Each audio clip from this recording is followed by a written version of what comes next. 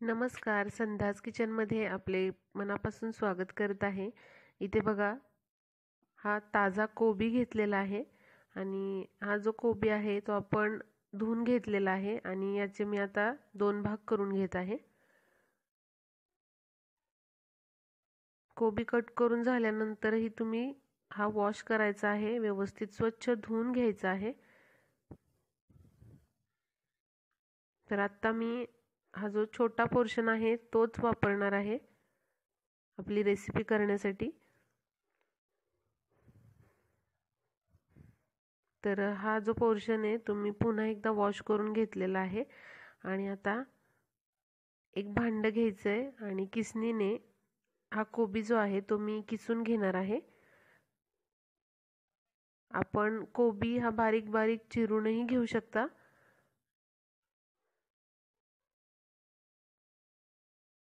हा मी किसून घेणार आहे, त्यामुळे मी आधीच तो वॉश करून घेतलेला आहे. जर तुम्ही बारीक बारीक चिरून घेतला तर चिरल्यानंतरही तुम्ही कोबी वॉश करून घेऊ शकता. आता हा पूर्ण आपण किसून घेऊयात. कोबी किसून घेतल्यानंतर त्यामध्ये 1 वाटी कांद्याची पात टाकायची आहे बारीक चिरून. त्याचबरोबर अर्धी वाटी मैदा टाकलेला आहे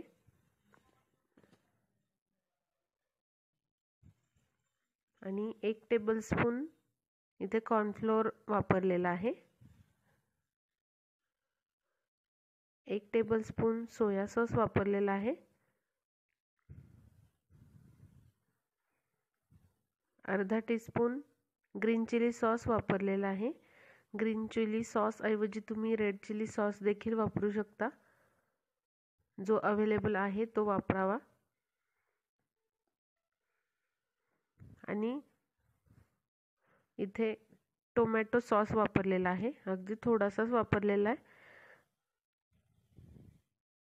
आणि हा फ्राईड राईस मसाला मिळतो बाजारामध्ये किंवा नूडल्सचा मसाला मिळतो चिंग्सचा, तो वापरलेला आहे 1 टेबलस्पून. चवीनुसार मीठ टाकायचे.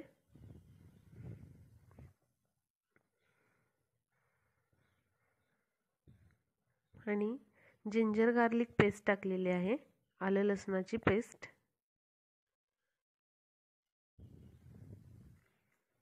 अगदी चिमूटभर खायचा कलर टाकलेला आहे. जर तुम्हाला इथे रेड कलर वापरायचा नसेल तर आपण बीट वापरू शकता. बीट किसून घ्यायचं म्हणजे अगदी नॅचरल कलर इथे मिळून जातो. आता हे व्यवस्थित मिक्स करून घेऊयात.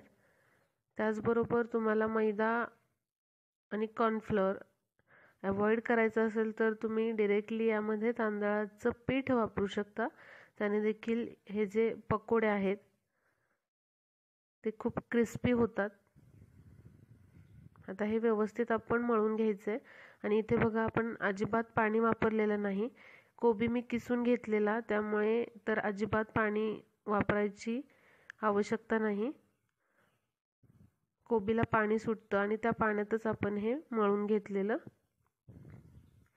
आता तेल गरम करून घेतलेलं आहे आणि त्यामध्ये हे जे मंचुरियन आहे किंवा पकोडे आहे ते आपण तळून घेऊयात. मध्यम फ्लेमवरच तळून घ्यायचेत, खूप फास्ट फ्लेमवरती तळायचे नाहीत, नाहीतर आतून कच्चे राहतात हे पकोडे.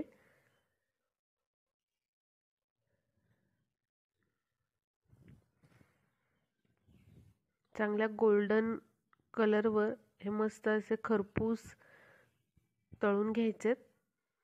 बघा, इझिली याचा आकार येत आहे. खूप पातळ नाही करायचं हे पीठ, नाहीतर छान असा आकार येत नाही पकोड्यांना. त्यामुळे पाणी अजिबात वापरायचं नाही हे मंचुरियन करत असताना.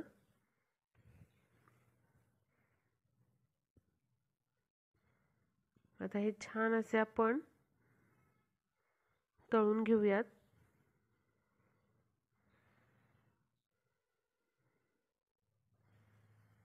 बघा, हे मस्त असे गोल्डन कलरवरती मध्यम आचेवर तळून घेतलेत मी. आता हे सर्व करण्यासाठी अगदी तयार आहेत. हे तुम्ही टोमॅटो सॉस बरोबर किंवा मग शेजवान चटणी बरोबर सर्व करू शकता. खूप सुंदर लागतात. नाश्त्यासाठी एक उत्तम पर्याय आहे. रेसिपी आवडली तर लाईक शेअर करायला विसरू नका आणि संध्याच किचन या माझ्या चॅनलला सबस्क्राईब करायला देखील विसरू नका. आजची रेसिपी पाहिल्याबद्दल खूप खूप धन्यवाद. भेटूया पुढच्या रेसिपीसह.